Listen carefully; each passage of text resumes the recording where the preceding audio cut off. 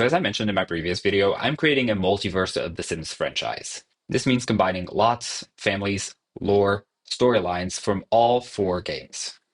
And today I'm bringing you the second piece. Eventually, I will be exploring other worlds, other storylines, but for now, I'm more focused on what has been considered the main world of The Sims. For part one, I brought back the apartments from Pleasant View and recreated them in Oasis Springs, and also brought back the classic Lothario and Caliente family.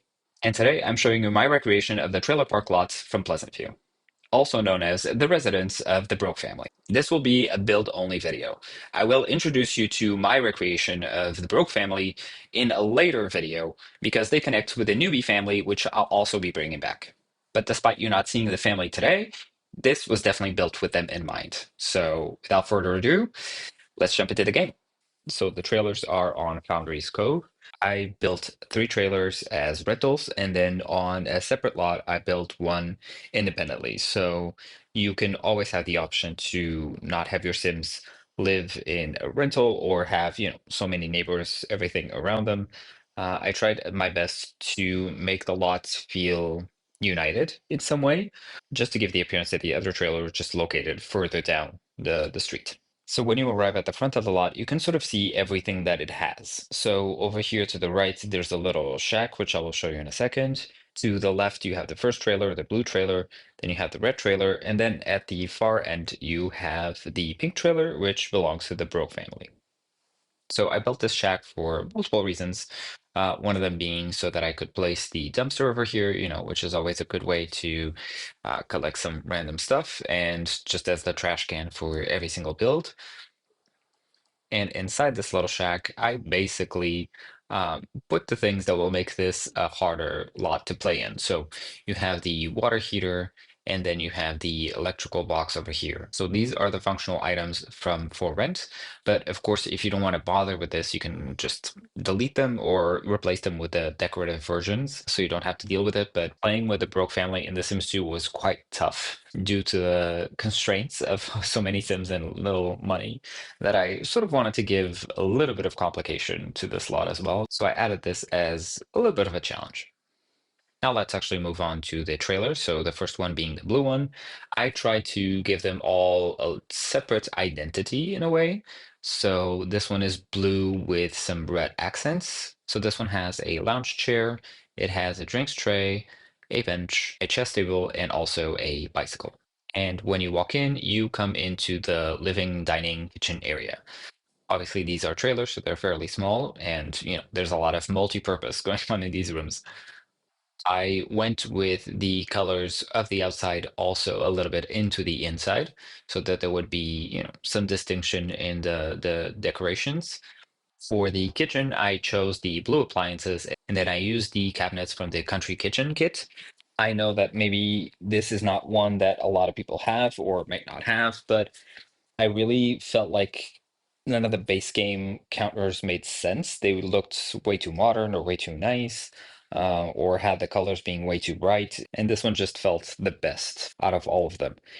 It looks sort of used, a little bit outdated, a little bit rustic, and I wanted these to feel like they were, just slightly, not necessarily cheap, but weak cabinets. So in this room, you also have a little living room area with bookcase, TV. There's a dining table that is not usable at the moment because I did put a radio, but obviously you can just move it if you want your Sims to use it. But I just wanted to place a radio. So there's music, they can dance, they can do whatever they want.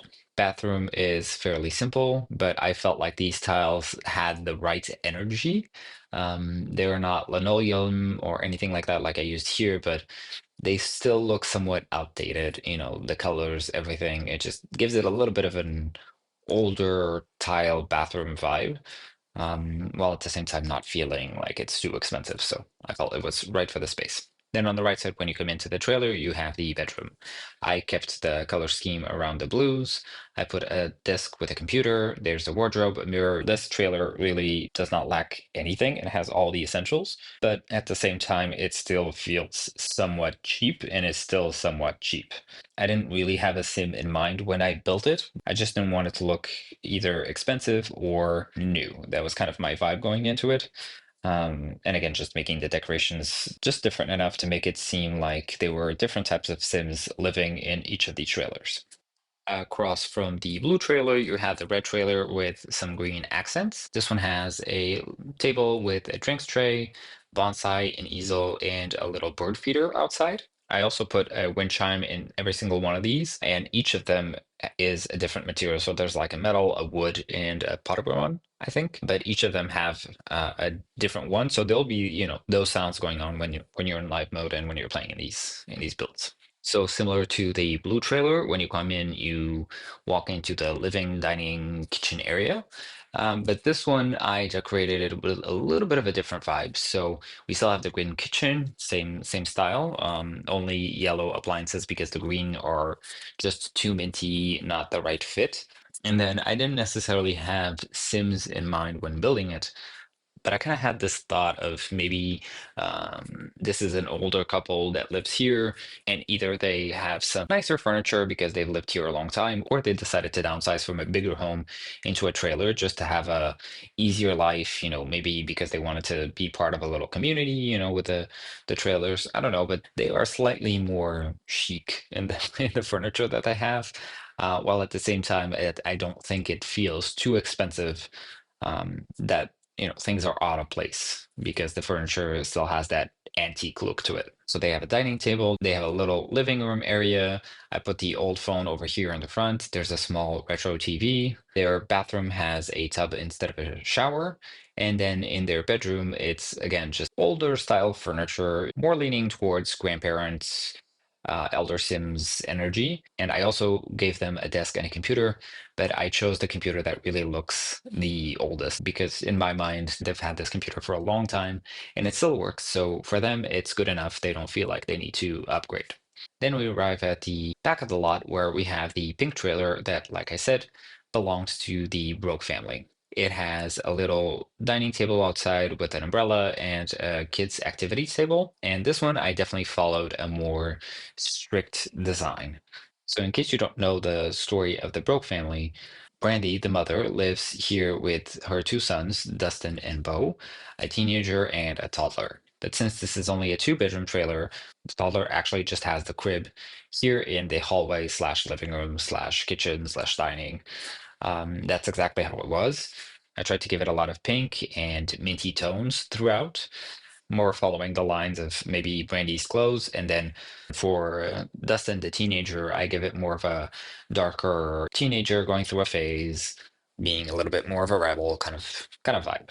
And again, if you are new to the history of this family, you might be wondering, so there was no dad, it was just single mother and two kids?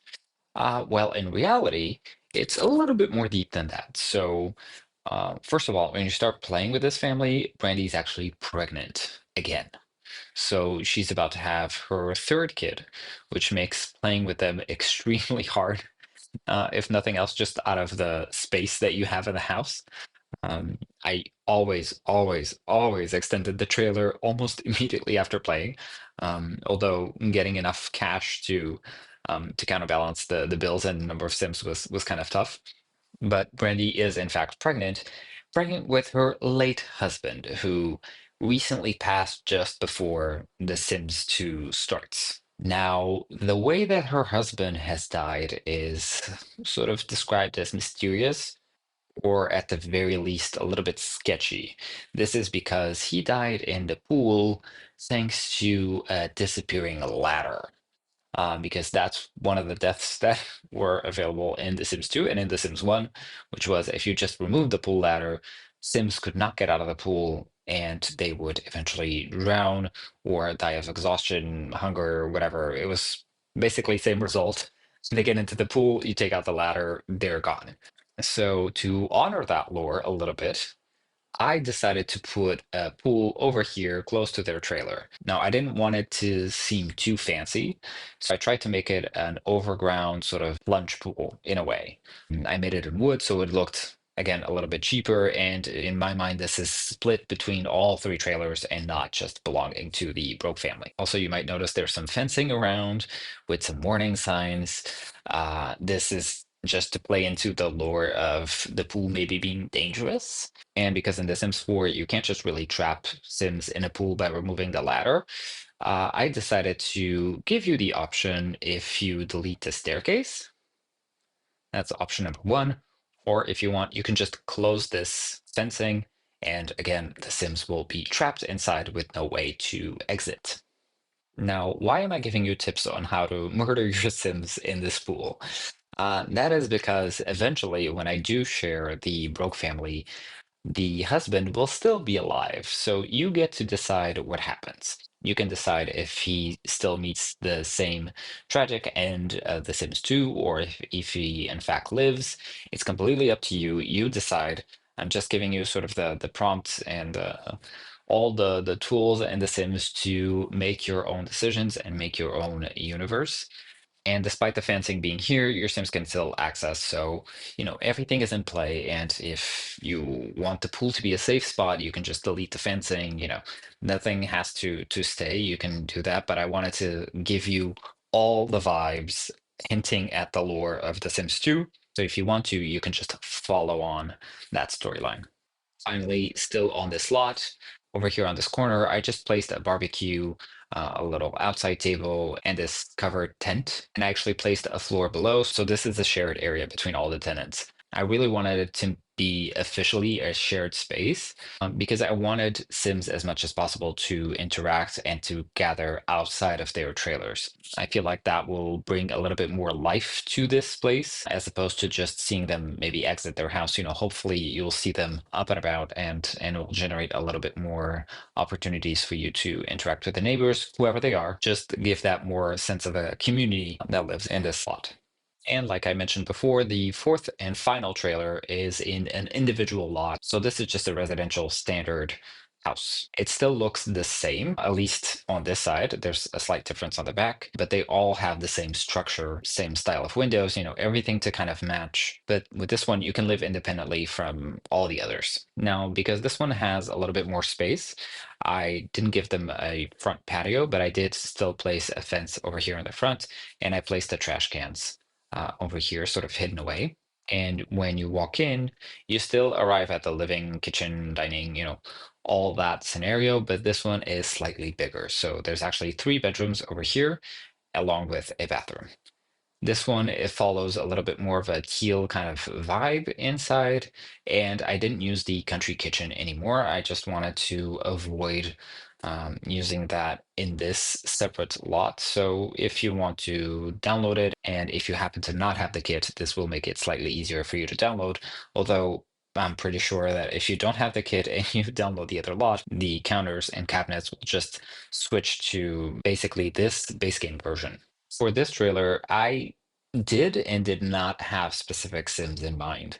So in reality, despite it not being exactly the same, I kind of had Brandy and her sons in mind when building it. So this is an option for you to play with the Broke family just by themselves, or a place that they eventually move into since the other trailer is much smaller and you don't really have more lot space to expand that trailer. So if you want them to keep suffering with the lack of space, you can keep them in the other trailer. But if you want them to have a little bit more quality of life, you can always have them move here. This is actually a starter home. It's just below 20,000 simoleons. And so whoever you're playing with, whether that's the Broke family or not, you can move them in here. It's an affordable house, but for me, this is sort of like second stage Broke family ready. I wanted to have that option because at least when I go and play with them in this version that I'm creating, I'm definitely not staying in that rental lot for a long period of time because it's just impossible. She'll have 3 kids. Even if the husband is gone, it will be Brandy and 3 kids. That's way too much for that space. And in this case, there's a little bit of an alternative, a little bit more room, but it's still not, a luxurious home by any standards. So on the outside, I put a punching bag over here. I put some monkey bars. I placed this debug tower slightly off lot so that it's sort of in between the two. So this will truly help blend everything together and not feel so separated. I also wanted to make it very clear that this is an addition to the trailer, so I placed it in a different material. I really wanted to have it stand out, but since I had made it, I definitely wanted to take advantage of it. So I gave them a little ladder. They have two lounge chairs and a telescope, which is a good skill building item. And since this is an alternative universe, maybe in this version you choose to have the father die by meteor, or better yet, sort of leave it up to fate and just put him to watch the stars. And then, if something happens, something happens. Like I said before, completely up to you. To wrap up, just a quick overview over all four trailers. I really think they match well together, that there's a certain flow, and I really like how this recreation went. I feel as good about it as I did about the apartments that I built for Oasis Springs. I think it keeps all of the lore and the necessary items to remind you of the lots from The Sims 2, while at the same time being full independent new creations for The Sims 4, which is my intent for all of these builds. I want it to feel updated. I don't want it to be a full replica. That's, in my view, a little bit boring because we have a better game now, better graphics, better build tools. So I want to take full advantage of that when I'm designing these builds. All right, that's it for the tour of the trailer park lots from Pleasant View, now in Willow Creek. I hope you like these builds and I hope you're interested in downloading them.